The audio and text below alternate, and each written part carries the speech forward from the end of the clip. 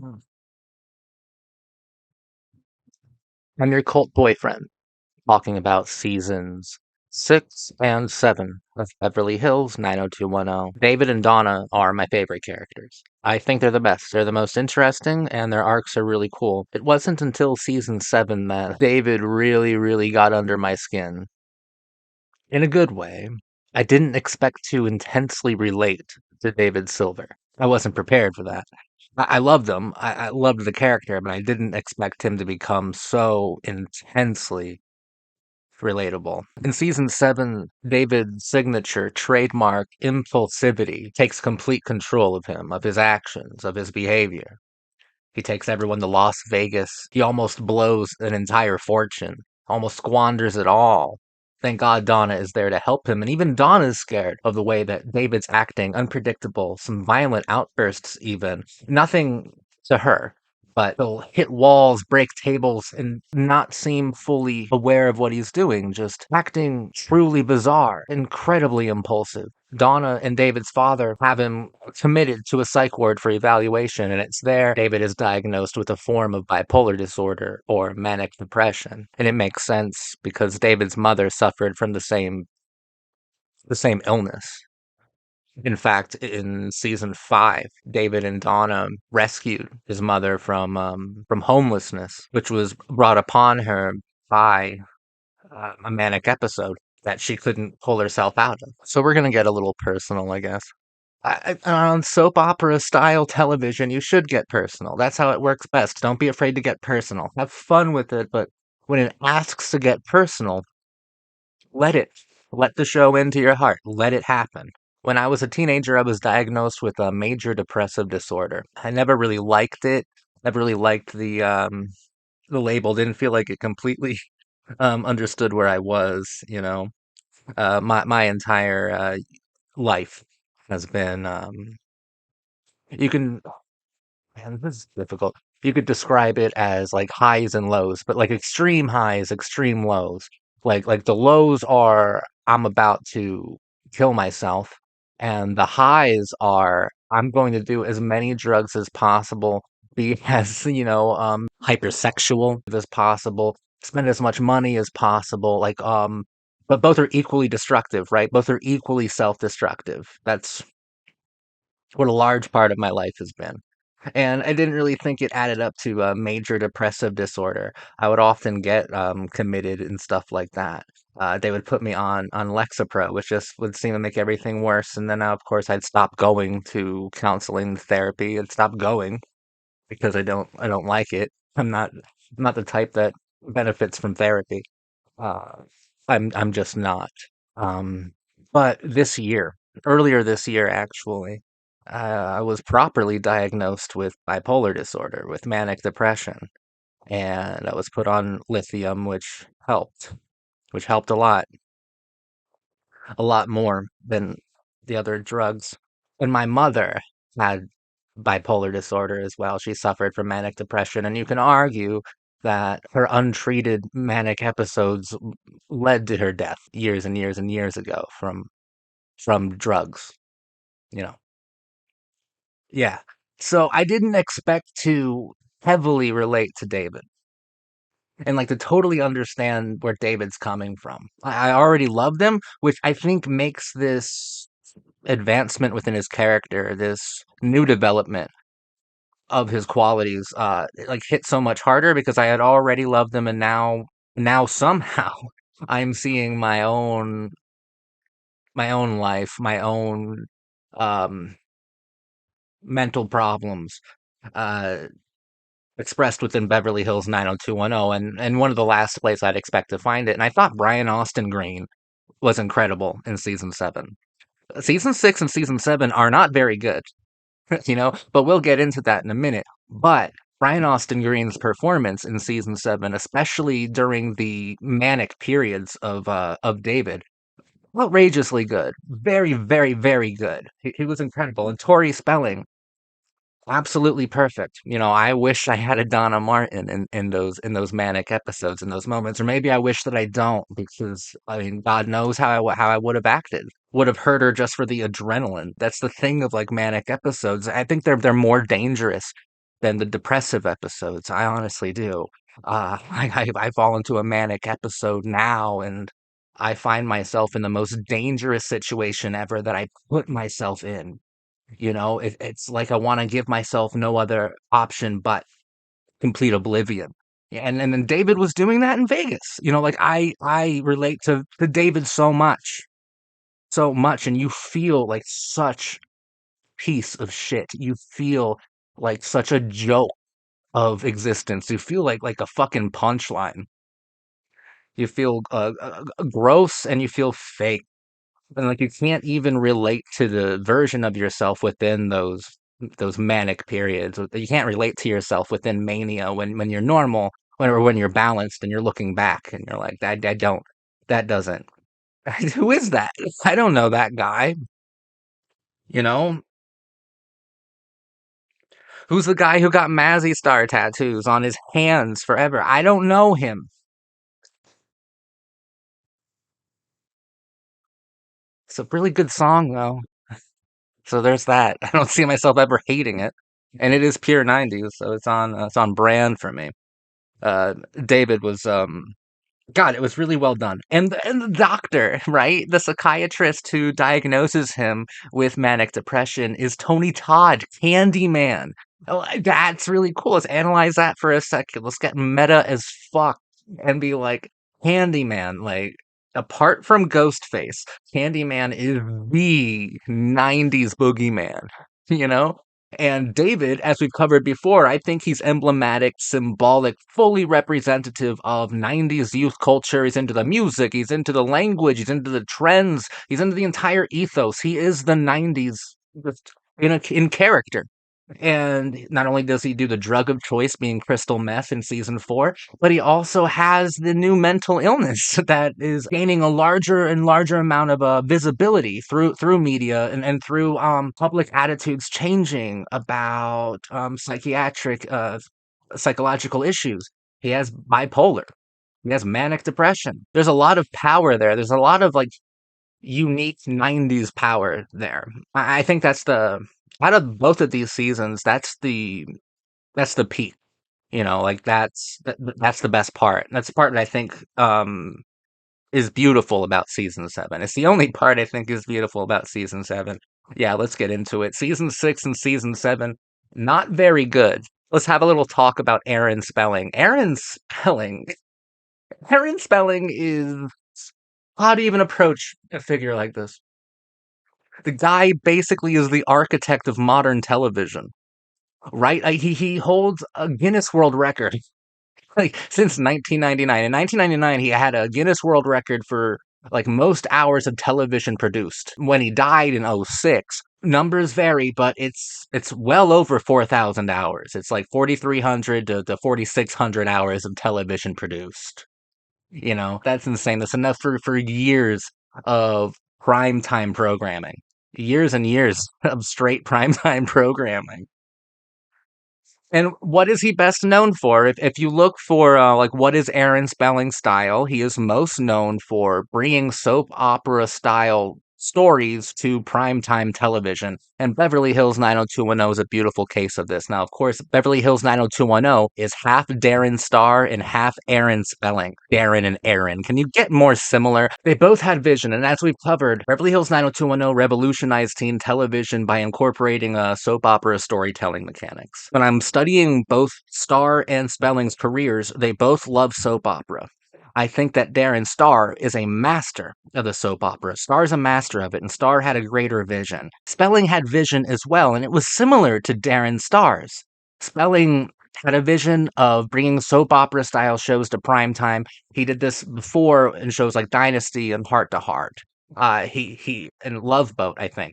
He shared similar visionary ideals as Darren Star. And perhaps that's why the first 5 seasons of Beverly Hills 90210 works so well, because they were on the same page. And Darren Star was super young when he was on Beverly Hills 90210. I think he started the show in his late 20s. Imagine that, making a masterpiece when you're fucking 28 years old. Can you imagine that? Wow. Obviously, bringing soap opera style stories to prime time was what Aaron Spelling had wanted to do for such a long time. And I think that through Darren Star, a young creative mind, genius, a television auteur in his own right, by collaborating with Darren Star, he was able to see his vision of primetime soap operas come to complete fruition in full motion and revolutionize not only teen television, but television as a whole. And not only television as a whole, but revolutionize an entire decade and inform the culture of the 90s. Like, through Beverly Hills 90210, Spelling was able to complete what I think was his overall goal within television. Another massive part of Spelling's style was gratuitous depictions of the female form. I don't have a problem with that. He's also behind Charlie's Angels. Just so we're all on the same page. Beverly Hills 90210 plays the same game, especially with Tiffany Amber Thiessen. He was just an excellent television producer. And after Beverly Hills 90210, he'd work on Melrose Place and Charm. He's a legend.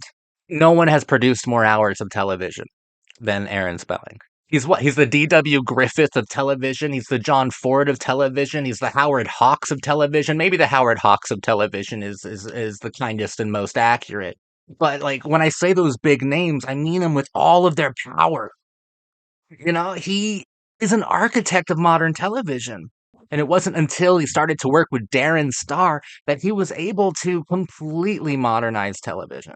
But he was completely able to make television a true art form with Beverly Hills 90210. I think Aaron Spelling's favorite project that he worked on, or favorite show that he had, was Seventh Heaven, which, I don't know, maybe he was lying. But he's been involved in so many things. I think 218 different shows, 218 different credits. And I think within Darren Star, he saw a kid who could make Aaron Spelling's dreams not only a reality, but a revolutionary concept, a revolutionary reality. And that's why the first 5 seasons of Beverly Hills 90210 are so special. I think seasons 1 through 4 are fantastic. Season 5 had some issues. Season 6 and 7, Darren Star left the program. He left the show. And Aaron Spelling removed Darren Starr's name from the opening, completely erasing Darren Star, or seemingly like in a petty way, trying to erase Darren Starr's name from the show. He must have been a little upset that Darren decided to leave halfway through the show's run. But now we're really with Aaron. Now this is Aaron Spelling. So we're lacking a lot of artfulness. We're lacking a lot of philosophy. I think that Aaron Spelling was still interested in exploring themes of social justice. He was interested in moral quandaries still. Like we have a lot of morality plays. We have ideas about altruistic capitalism. Aaron Spelling is still interested in that. Aaron Spelling is more problem of the week, than Darren Star, which kind of makes it feel like the show itself is de-evolving, is like going backwards. It doesn't feel revolutionary anymore. It feels a little stale. And so do the characters. A lot of the characters outside of David and Donna, and I wonder why Aaron Spelling treated Donna so well. I wonder if he and the actress are related to each other. Outside of David and Donna, the rest of the characters seem to be taking a couple steps back in their characterization, in their growth. Right? Like look at Steve. Steve completely de-evolved, and at the end of season 7, he's been a one-dimensional hack character for like through 6 and 7. There was some promise. There were glimpses of complexity within seasons 1 through 4. There were. Those are all gone now. Those are completely gone. Brandon is head over heels in love with Kelly, and they're boring. That's all boring. It doesn't help at all that Luke Perry left the show halfway through the 6th season. Not that he was doing anything that was amazing, okay? When Luke Perry was there in season 6, he had a whole storyline that was fucking action movie revenge plot insane, all right? It was like Beverly Hills 90210 plus the Dylan McKay show. Rebecca Gayheart shows up. Boom, boom, boom. I love her. But what the fuck? I don't think that Luke Perry and Rebecca Gayheart had very convincing chemistry, and I don't. I don't, dude. His story was so insane. I don't care that she was murdered. I don't, and I don't care that that's what makes Dylan leave. His plot was like the less flattering aspects of soap when it tries to present like macho thematics within a feminine sensitivity. It just like nothing about that part of the soap opera format works. But it sucks seeing Luke Perry leave. I know he comes back. I know he comes back. I don't know when he comes back, but I know he's not done with Beverly Hills 90210. I know he comes back at some point. Just like you feel the absence of Shannon Doherty, like the show suffers without her. The same is can be said of Luke Perry. The show is like, oh God, oh God, where the fuck is Dylan? Where is Dylan? Why am I left? Where? Why? Why? I missed Dylan McKay, even though I started to not really care what he was doing near the end. I still missed him around. Luke Perry has a legendary presence, legendary team character. But I know I'm not done talking about Dylan McKay, so I know I don't have to actually say goodbye yet.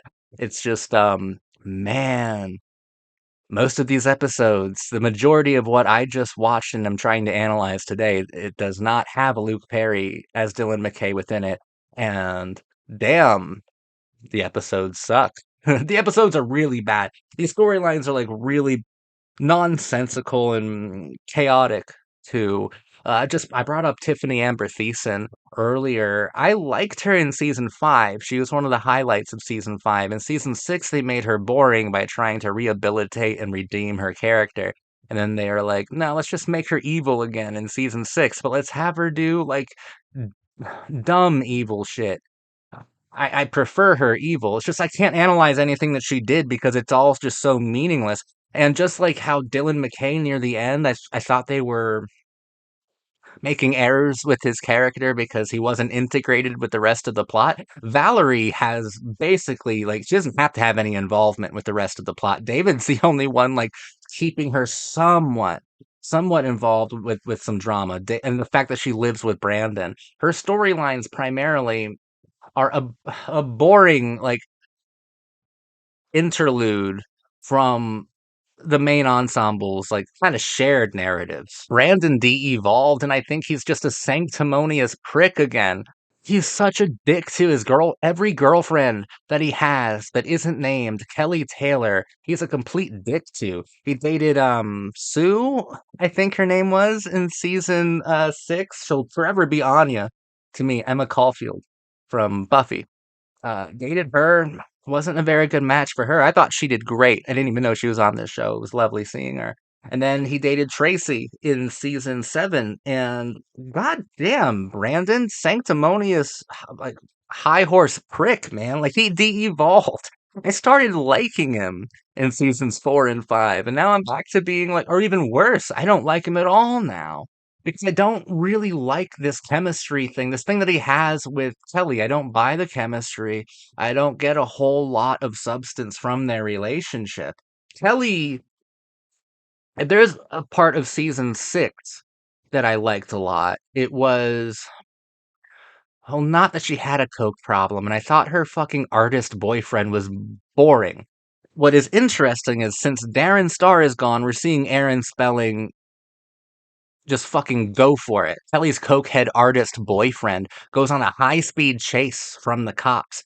And I'm thinking at that point in the 90s, Aaron Spelling was completely evoking the O.J. Simpson chase, right? He's bringing O.J. Simpson into 90210 in the form of a cokehead artist, but it's still like that's what you must think of because all the characters are watching it on live television. So we're seeing Aaron Spelling play with actual 90s iconography while simultaneously inventing a new kind of iconography on top of it. But what Kelly did that was interesting was when she was in rehab, she made a friend who ultimately became obsessive and crazy, and she was played by something Moss. What's her name? She played Veruca in Buffy. All these Buffy actors. Uh, I liked her a lot in Buffy. Controversially, I don't think anyone likes her character, but to be fair, no one her they had to rush her storyline in Buffy because Seth Green was leaving. Paige Moss is her name. Underrated actress as fuck. I loved her. And I loved the idea of Kelly having to deal with unknowingly nurturing psychopathic behavior and fostering it in a large way. And you can get self-referential with it. You can get postmodern with that idea. Kelly dealing with the fact that her character has influenced, for better or for worse, in this case, worse, um, the attitudes of young women who are watching it, driving some of them to points that are more dangerous than obsession. And that's fun. That's cool. I liked that. Outside of that, Kelly really didn't do too many interesting things, or at least things that I can analyze. Right? She at least she retained her likability. Like I still liked her, but she needs Dylan McKay or Brenda Walsh to challenge her. Like she needs that. She because she's not growing. She's inert at this point. At least she hasn't de-evolved like Brandon and Steve and Valerie. At least she hasn't de-evolved, but she's not growing either as a character. Maybe when Dylan comes back, that can change. Dylan meant a lot of characters, a lot of actors shined within Luke Perry's presence, and now that he's gone, oof. Same can be said of Shannon Doherty. They were really important. Like you lost. I think if the heart of the show was anywhere, it was shared between Brenda Walsh and Dylan McKay for separate reason, and that's not meant to say that they belong together. I don't think they do, but I think that the two of them, Shannon Doherty and Luke Perry, brought an awful lot of power to the show. And oh, 6 and 7, you don't really have that. It's gone. I love David and Donna, but they could not carry a show like this on their shoulders. Donna, in season 6, we finally get rid of Ray, my most hated character. Ah, I even get to see him get punched in the face, and he has to be a little bitch about it and try to bring the football guy to fucking court. Well, whatever. There are better ways to solve that. There are better ways to go about that entire storyline. There was a great deal of promise there. It is a shame that Jamie Walters, that his career as both an actor and musician was arguably ruined by playing Ray Pruitt. The only thing he did wrong was play the character well. Like no one should hate an actor for a character that they played. I just don't see Jamie Walters in general as being like super like unique, as having that much power on his own. So I don't know if this role really destroyed it or if he didn't really have a spark to begin with, because I don't think he was likable to begin with. I think that's almost why he worked so well as a villain. Like I didn't like Ray when I first saw him at the construction site. I thought he was a prick. I'm glad he didn't get redeemed. He was irredeemable. And it's fine to have irredeemable characters, especially within soap operas. But, you know, great actors can make you love being around a villain. We talked about Paul Johansson in the last video. I love being around Dan Scott. I loved being around John Sears. Like Jamie Walters didn't have a whole lot of talent to him either. So like I'm fine seeing him go. I'm perfectly fine with him playing Ray. I'm sure he's nothing like that in real life. Like when it comes to behavior or personal beliefs and like morality.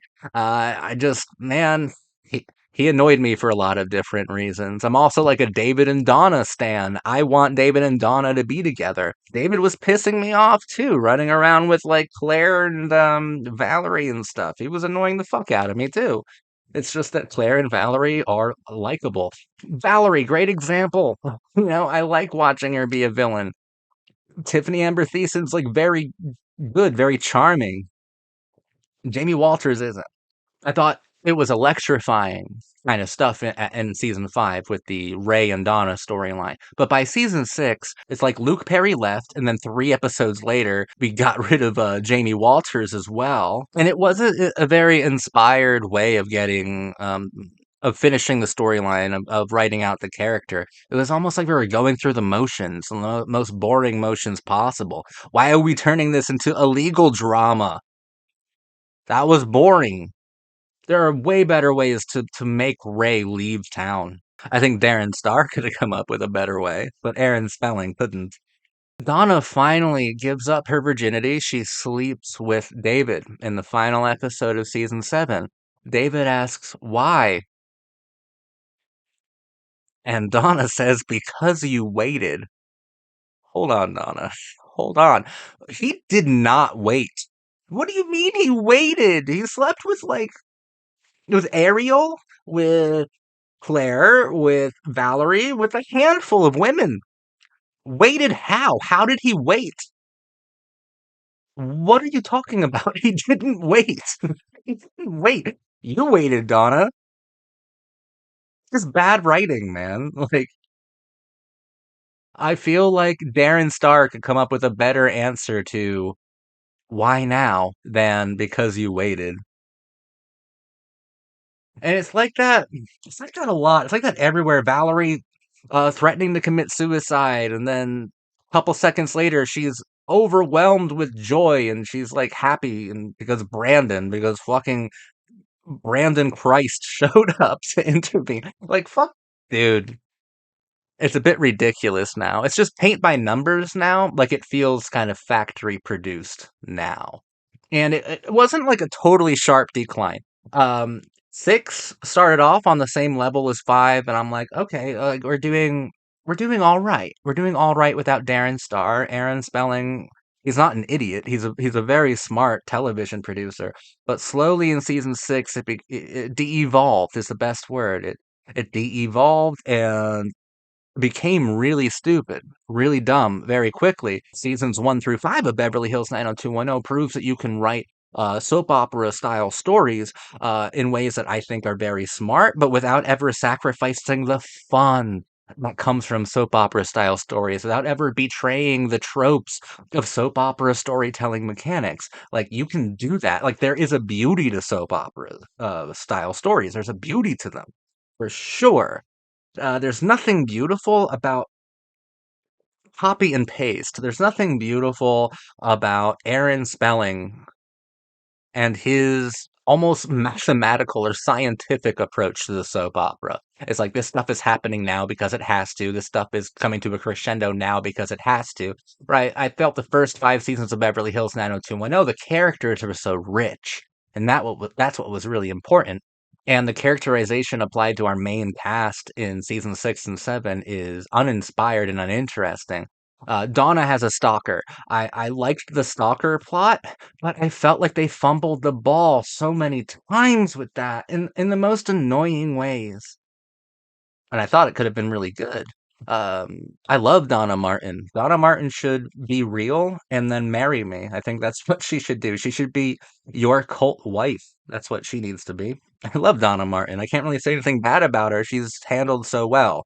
And Tori Spelling, I think, is the MVP of the show. I think she's outrageously good.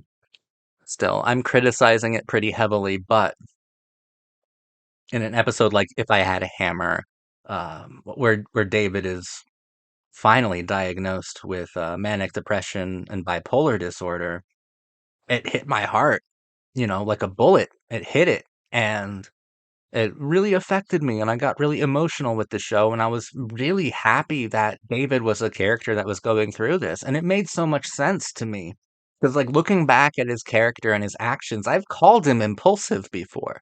I've called him the most desperately impulsive character on the whole show, and now looking back, those are early signs of his mental illness.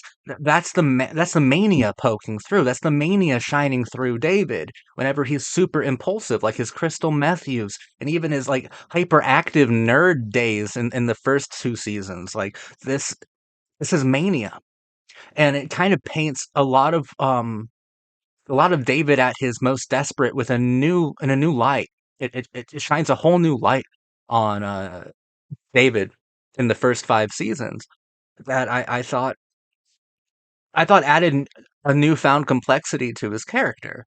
and also makes a rather profound statement about youth culture at the time, the impulsivity, the desperation of kids in the mid 90s, the sickness that went untreated. I think David was wonderful in those episodes. That was a beautiful storyline and a beautiful moment when his mom shows up. Right, it's the best thing I've seen with a parent on this show is when David's mother shows up to the hospital and consoles him, nurtures him, hugs him, and holds him. And it's like they know, they understand. No one else does. I wish I had that experience with my own mother, but I didn't know that I had bipolar manic depression until she had already died during one of her manic episodes. But like in Beverly Hills 90210, I got really emotional because vicariously I I projected myself onto the character David, and I felt that moment, and that was really special. And that's something that's so special that is totally unique and only television can provide. And Aaron Spelling is an architect of what television has become, what made television so powerful. Uh, and that was a beautiful moment that was handcrafted by the the most significant architect within all of television, being Aaron Spelling. So no matter how much I'm criticizing uh, what this show has become, there's no denying that there is a master on set still. He's just not a visionary one. The first 5 seasons were beautiful because I think Darren Star is a complete genius and a true artist. Aaron Spelling is a producer. Aaron Spelling is a master producer.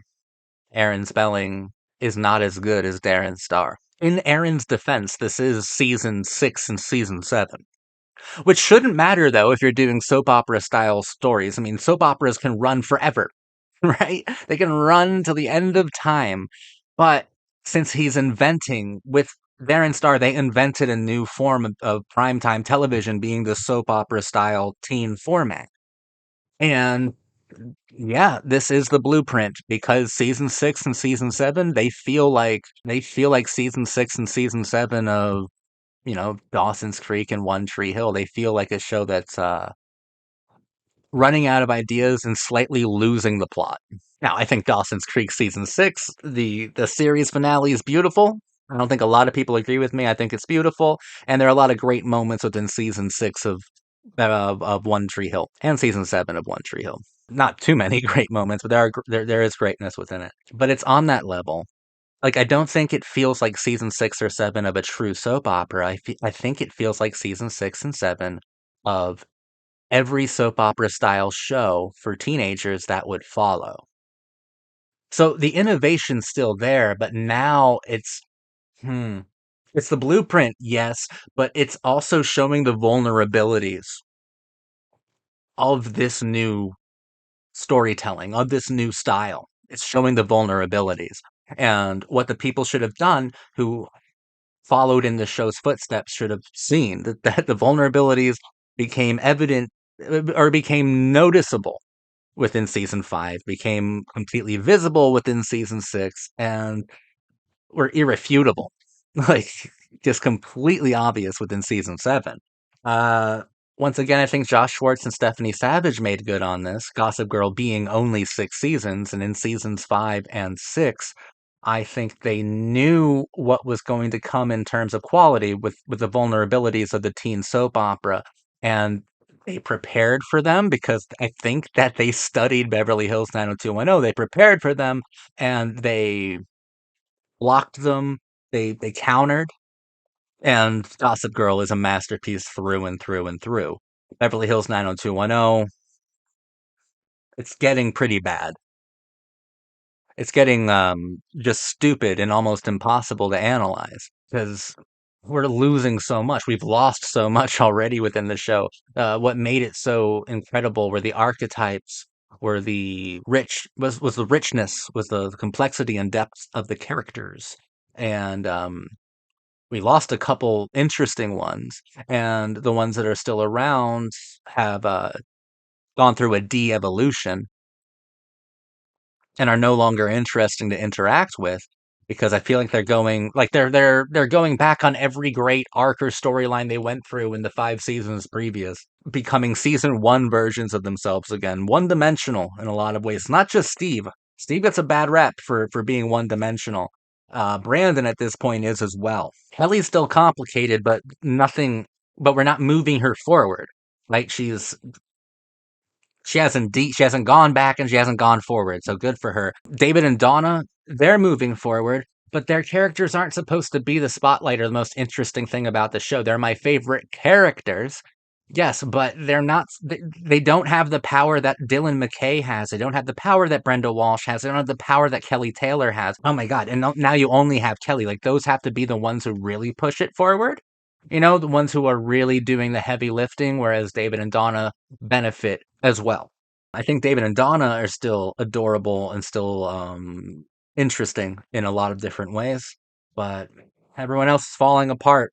Tiffany Amber Thiessen, a lot of promise in Valerie in season 5, and I've hated being around her ever since. I loved her in season 5. I hate being around her now. She's boring.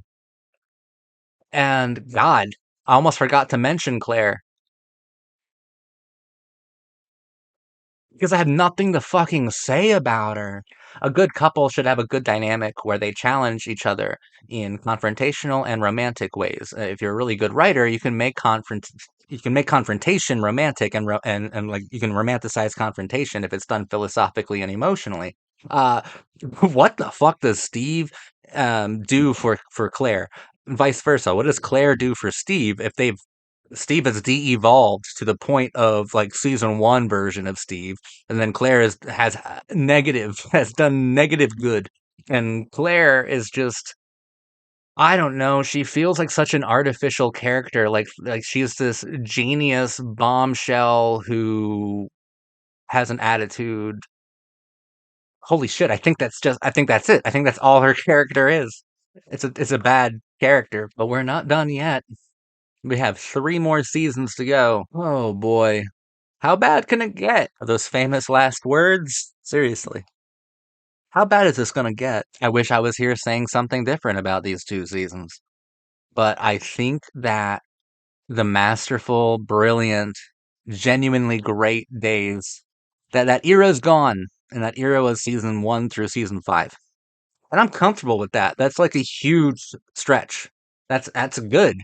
That's impressive. And now the decline. It truly was the blueprint in every way